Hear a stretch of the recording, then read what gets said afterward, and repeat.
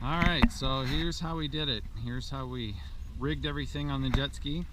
I had a backpack here that was meant to get wet if it needed to. Inside of it I had things that I wanted easy access to.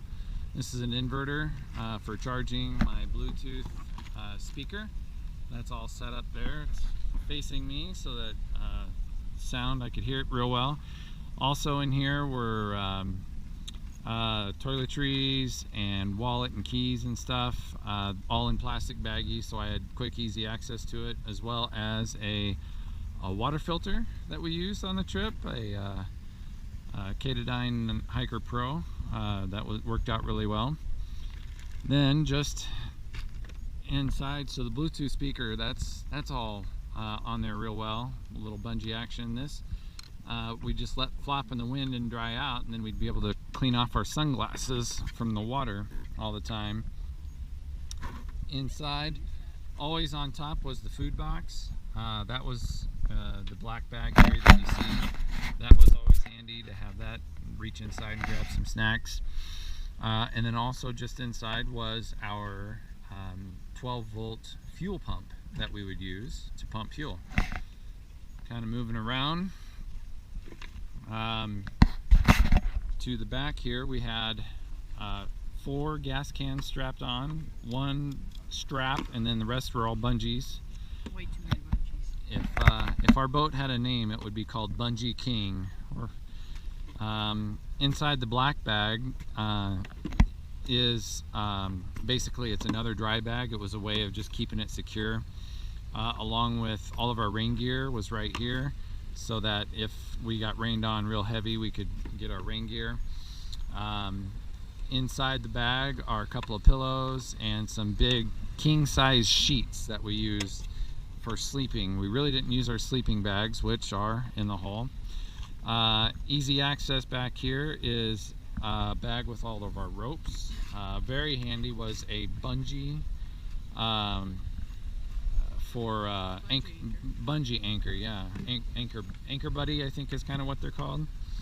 You can kind of see the cluster of all of the different bungees coming in. And that's everything's after bungeed I've down. already taken off 10 of them. Yeah.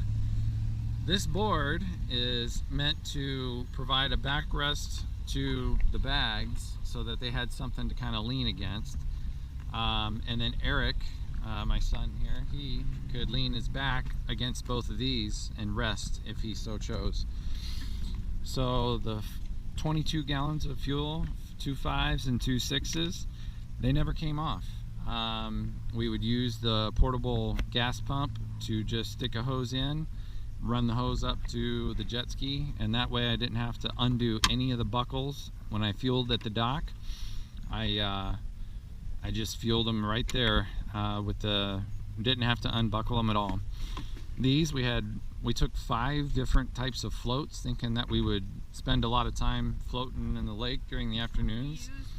But we only used 1. Yeah, so lesson learned there. Don't need too many of those. This was handy. This is just another little backpack, and that's where we kept our water real handy. We had about 4 liters of water that we would cycle through and then pump again. And then hats and other things that, you know, if it got wet, it's not the end of the world. But just nice and handy for Eric to be able to get to. This is my cruise control.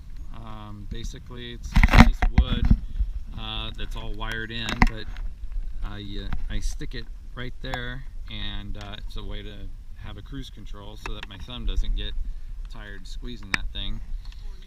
And then also, even like this lid here, I epoxied a piece of wire to it so that it could flop in the wind if I let it go, or if it accidentally came undone. So all just different things that we did to have things easy access as we were going down the lake. It was a great time.